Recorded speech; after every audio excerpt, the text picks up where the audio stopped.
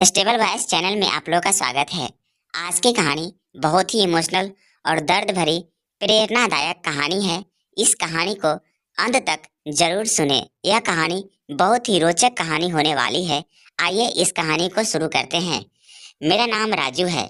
मैंने अपना खुद का बिजनेस शुरू करने के लिए अपने करीबी दोस्त से 30 लाख रुपए लिए और मैंने अपना काम शुरू किया, लेकिन किस्मत ने मेरा साथ नहीं दिया और मेरा कारोबार डूब गया।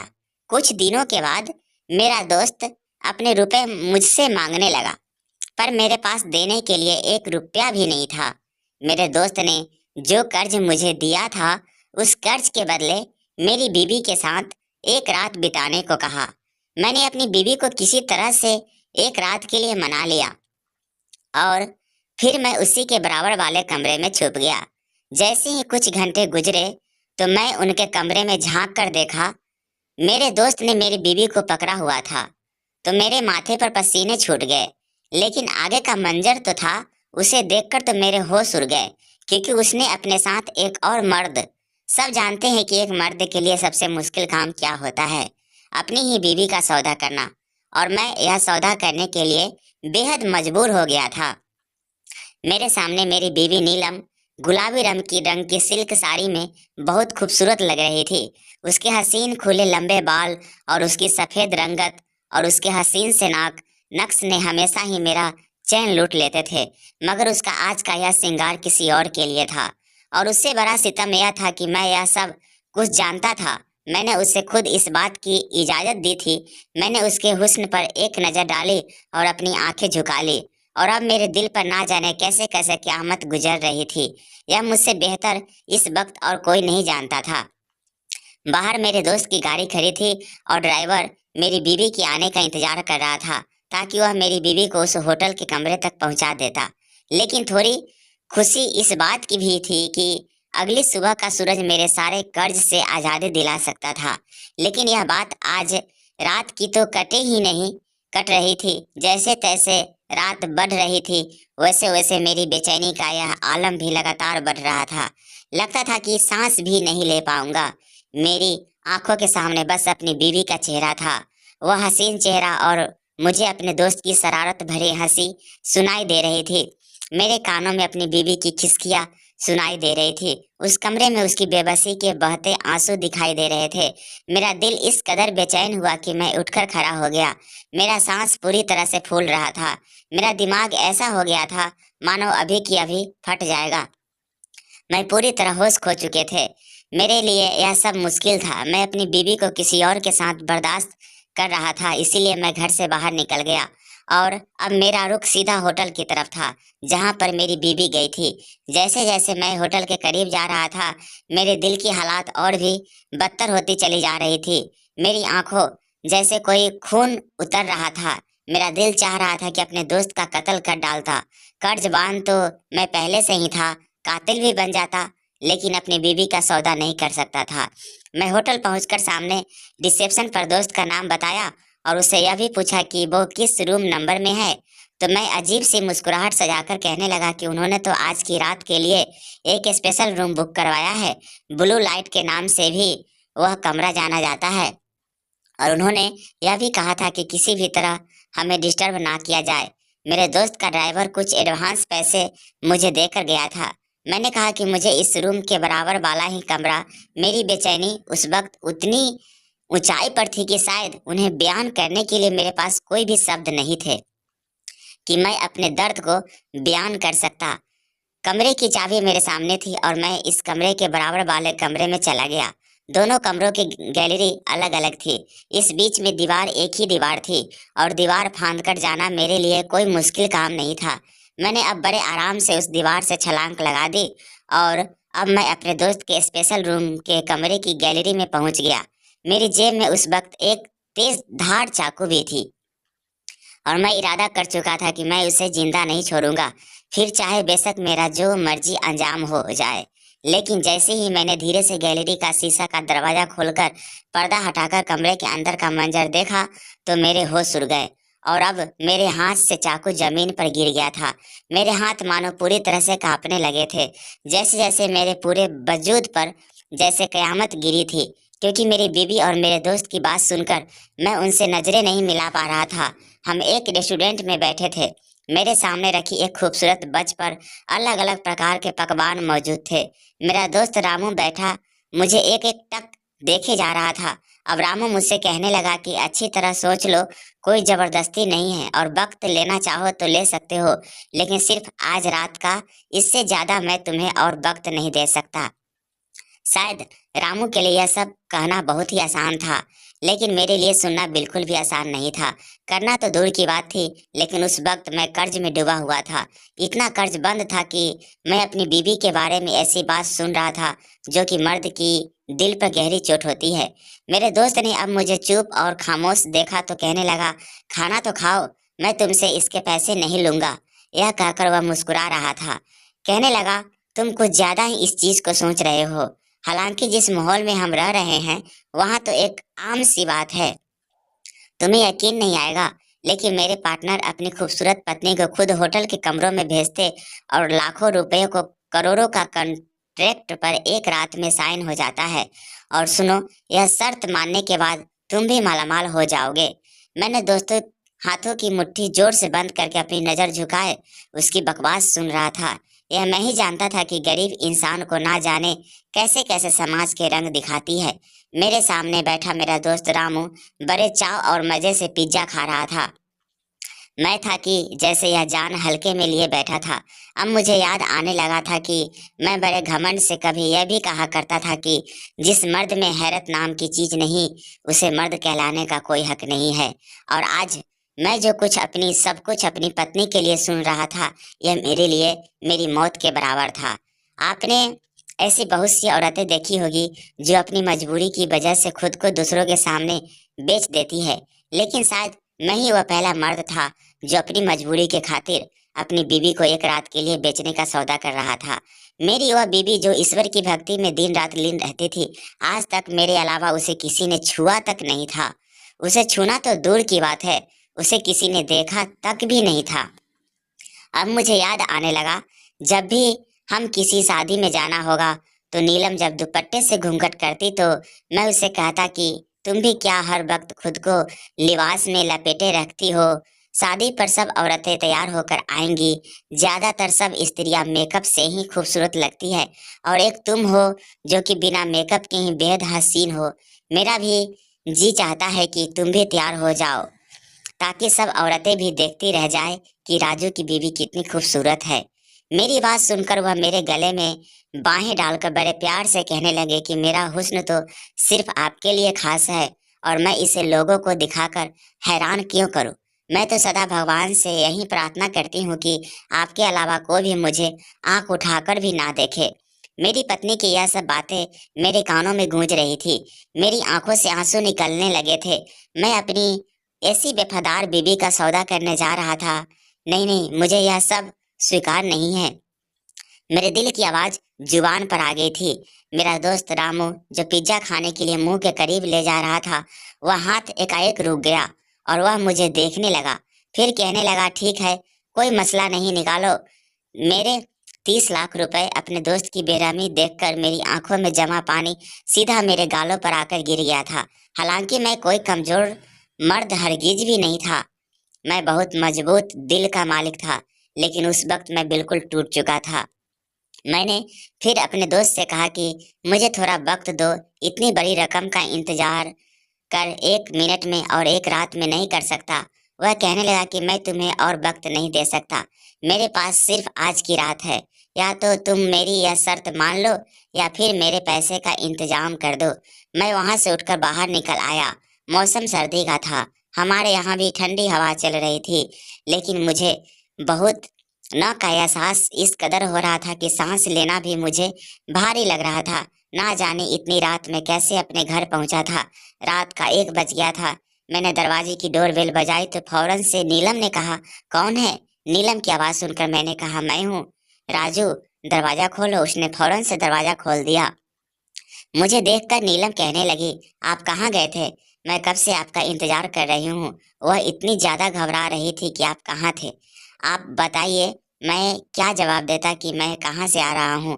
मैंने कोई भी जवाब नहीं दिया और मैं उसी वक्त मरे मरे कदमों से अपने कमरे में जाने लगा तो नीलम मेरे पास आ गई और कहने लगी, राजू आपने जवाब नहीं दिया।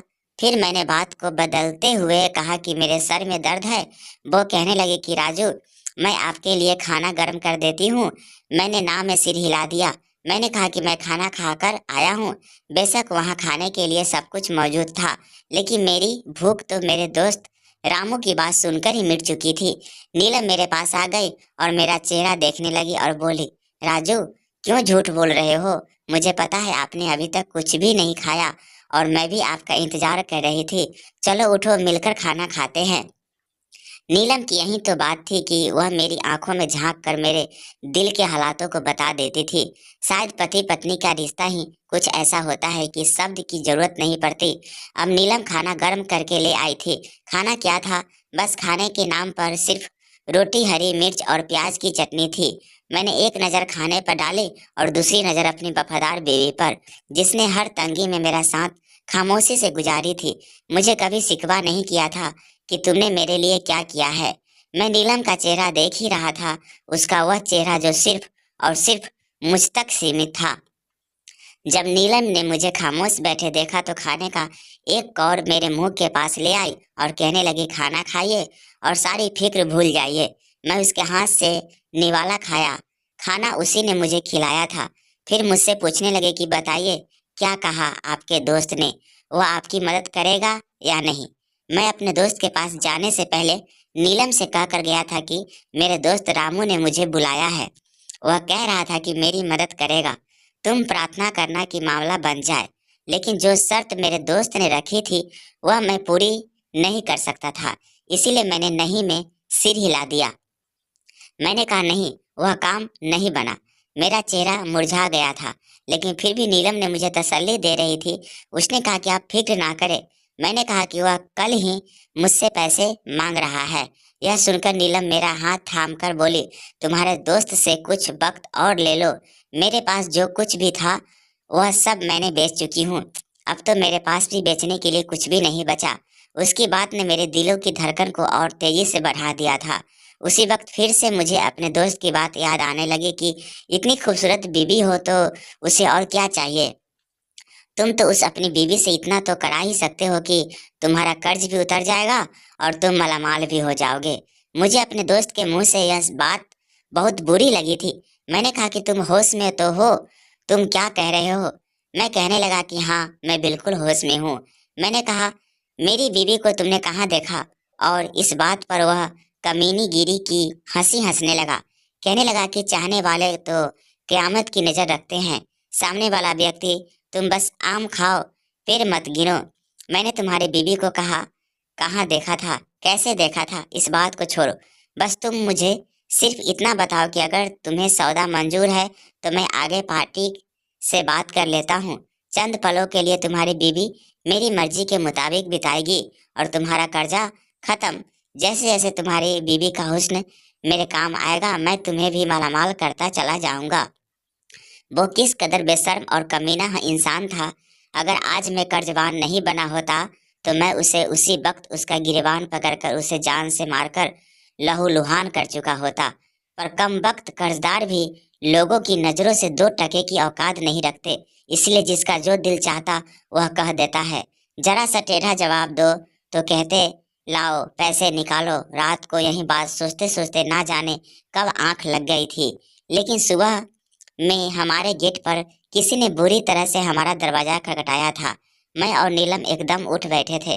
मैंने फौरन कमरे से बाहर निकलकर दरवाजा खोला तो सामने मेरा दोस्त पुलिस की गाड़ी के साथ खड़ा था। पुलिस ऑफिसर और हवलदार भी थे। वह सब मुझे गिरफ्तार करने आए थे। मेरा दोस्त ऑफिसर से कहने लगा कि किस आदमी ने पैसा मेरा पैसा लिए नहीं दिया है, लेकिन इसका दिवालिया निकल गया है। इसके पास एक फूटी कौड़ी तक नहीं है मुझे देने के लिए। मैं इसके साथ गुल कुछ गलत कर बैठूं, इससे पहले आप इसे अभी गिरफ्तार करके जेल में बंद कर दो। इससे पहले कि वह ऑफिसर मुझे हथकड़ी पहनाता, वो सबसे पहले मेरी पत्नी नीलम मुझे दरवाजे की आड़ में देख रही थी और कहने लगी, भगवान के लिए आप लोग मेरे पति को मत पकड़ कर ले जाओ। यह बिल्कुल भी बेईमान नहीं है। बस हमें थोड़ी सी मोहलत दे दो, हम आपकी पाई पाई चुका देंगे। यह सुनकर मेरा दोस्त मुस्कुराने लगा, कहने लगा, मैंने तो इसे बहुत आसानी से शर्त दी थी, लेकिन आपके पति को वह मंजूर नहीं है। फिर कहने लगा कि यह तो पैसे चुकाने के बिल्कुल भी काबिल नहीं रहा, इसके पास तो कुछ भी नहीं है कि मैं इसे वक्त दूं। आप अपनी बात करो कि आप मेरा कर्जा उतार पाओगी। नीलम कहने लगे कि मैं लोगों के कपड़े की सिलाई करती हूँ, मैं हर महीने आपका जितनी भी रकम हो सकेगी उतना दूंगी। यह सुनकर मेरे दोस्त ने अपना माथा चढ़ाया और कहने लगा, 30 लाख रुपए देने हैं, कोई 30 हजार नहीं है। फिर इंस्पेक्टर से कहने लगा कि इसे जेल में बंद कर दो। यह सुनते ही मेरी बीवी दुपट्टे से अपना चेहरा छुपाए बाहर आ गए। मेरे दोस्त रामू के सामने गिड़गिड़ाने लगे कि हे भगवान के लिए मेरे पति को गिरफ्तार मत करो। मेरा दोस्त कहने लगा कि ठीक है, अगर आपका पति मेरी शर्त मान ले तो मैं उसे छोड़ दूंगा। अब नीलम मुझसे कहने लगी कि आप क्यों नहीं इसकी शर्त मान लेते। मैंने कहा कि मैं वह शर्त नहीं मान सकता, तुम्हें कुछ नहीं मालूम। नीलम तुम अंदर जाओ, मैंने सख्त अंदाज में कहा था। लेकिन नीलम से शायद मेरी गिरफ्तारी बर्दाश्त नहीं हो रही थी। मेरे दोस्त से कहने लगी, चौधरी साहब, मैं राजू को मना लूंगी, वह आपकी हर एक शर्त पूरी कर देंगे। भगवान के लिए इन्हें पुलिस स्टेशन में मत लेकर जाओ। मेरे दोस्त ने पुलिस वालों को इशारा किया कि तो वह वापस अपनी जीप में बैठकर चले गए। मेरे दोस्त कहने लगा कि चलो अंदर चलकर बात कर लेते हैं। यह कहकर वह मेरे घर के अंदर दाखिल हो गया। उसके पीछे मैं और नीलम भी घर में गए।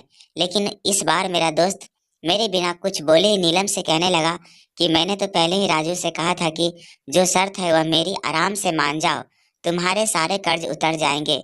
वो क्या है कि मैं पैसों के मामले में मैं बड़ा घटिया किस्म का इंसान हूँ, अपना नुकसान नहीं कर सकता। वह बड़ी निजता से अपनी आदत को जाहिर कर रहा था। नीलम कहने लगी, आप बताइए राजू को क्या करना होगा। मेरा दोस्त एक कमीनी की हंसी हंसते हुए नीलम को बड़ी गिरी गिरी नजरों से सर से पांव तक देख रहा था। मुझे लगा कि जैसे मेरी रंगों में खून की बाजा आग दौड़ने लगी हो। मैं बड़ी मुश्किल से सब्र कर रहा था। फिर वह कहने लगा कि आपको बताया नहीं राजू ने कि मैंने उससे क्या शर्त बताई थी। मेरा चेहरा नीचे की तरफ था।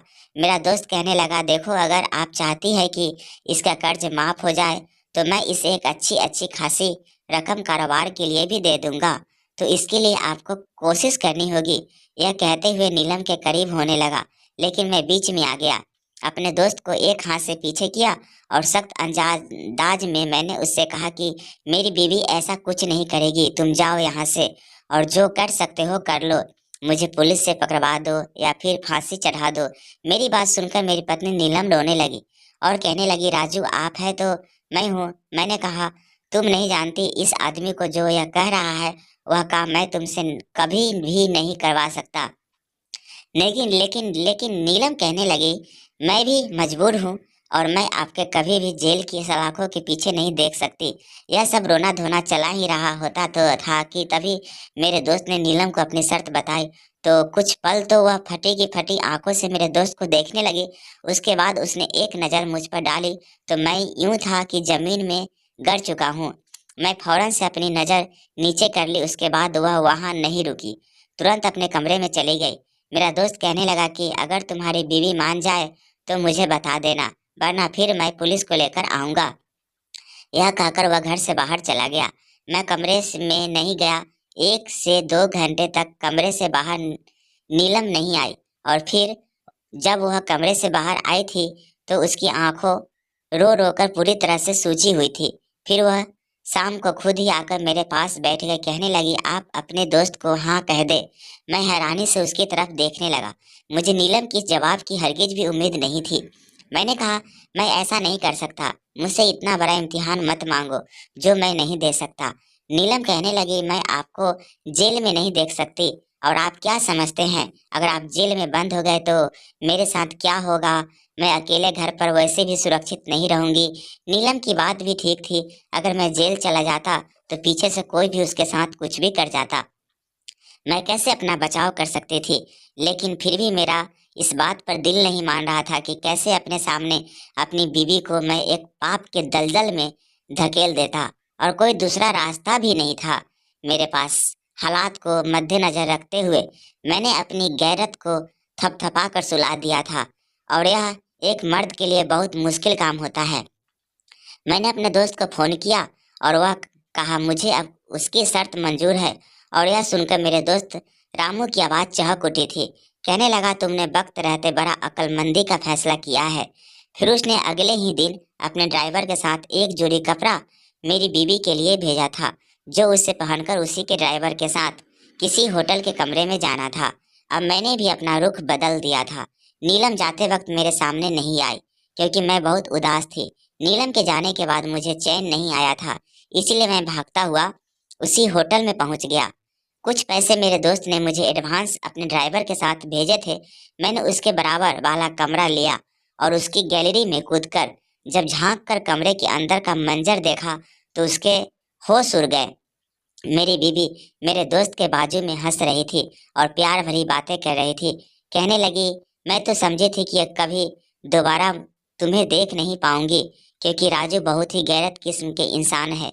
इसीलिए मुझे समझदार और अच्छी बीवी होने का ड्रामा करना पड़ा था कि उसे मुझ पर शक ना हो जाए।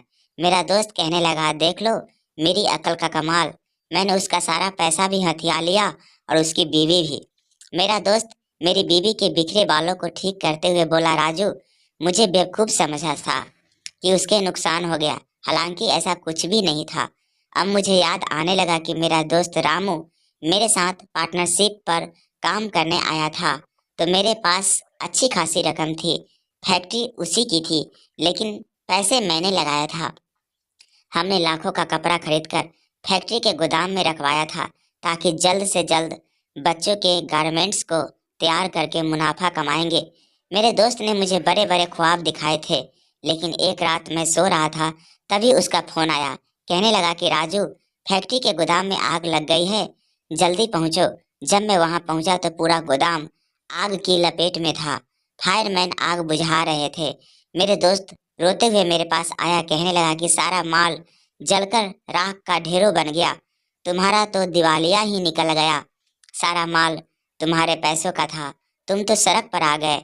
उस वक्त मेरी हालात ऐसे थी कि मैं बेहोश होकर गिर गया। मेरे सीने में दर्द उठा था। मेरा दोस्त मुझे अस्पताल ले गया था। जब मुझे होश आया तो मेरी तबीयत ठीक हुई तो नीलम मेरे पास बैठी रो रही थी। कहने लगी, आपके हॉस्पिटल का बिल मैंने अपना जेवर बेचकर दिया है, आप बिल्कुल ठीक हो जाएंगे। मैं अभी कुछ संभला ही था कि तभी मेरा दोस्त रामू मेरे घर मुझसे मिलने आया और कहने लगा, जो माल जला है उसमें तुम्हारे माल के अलावा 30 लाख का माल हमने उधार भी उठाया था, ताकि ऑर्डर पूरा कर सके। और वह माल भी अब जलकर खाक हो चुका है और अब वह आदमी पैसों का तकाजा कर रहा है। मैंने कहा, मैं कहाँ से इतनी बड़ी रकम लाऊंगा। मैं कहने लगा, यह तो तुम्हें सोचना चाहिए, क्योंकि यह नुकसान तुम्हारा है। मेरा दोस्त और मेरी बीवी मुझे मिलकर पहले वह सारा माल निकाल चुका था। जो जला था वह बेकार और खराब माल था, और यह सब उसने मुझे फंसाने के लिए किया था। उसी वक्त मेरे पास मेरा फोन मौजूद था। मैंने उसकी वीडियो बना ली और फिर वहां से सीधा पुलिस स्टेशन चला गया। मैंने सारी बातें पुलिस को बता दी और वीडियो दिखा दिया। अब मैं अपने दोस्त और अपनी बीवी दोनों की शक्ल भी देखना नहीं चाहता था। तो दोस्तों, उम्मीद करती हूँ आपको हमारी यह कहानी पसंद आई होगी, और कहानी का कौन सा पार्ट्स आपको अच्छा लगा कमेंट्स करके ज़रूर बताएं। और आप इस चैनल पे नए हैं तो कृपया इसे लाइक, शेयर और सब्सक्राइब कर लीजिए, जिससे कहानी की नोटिफिकेशन सबसे पहले आपको मिले। Thank you.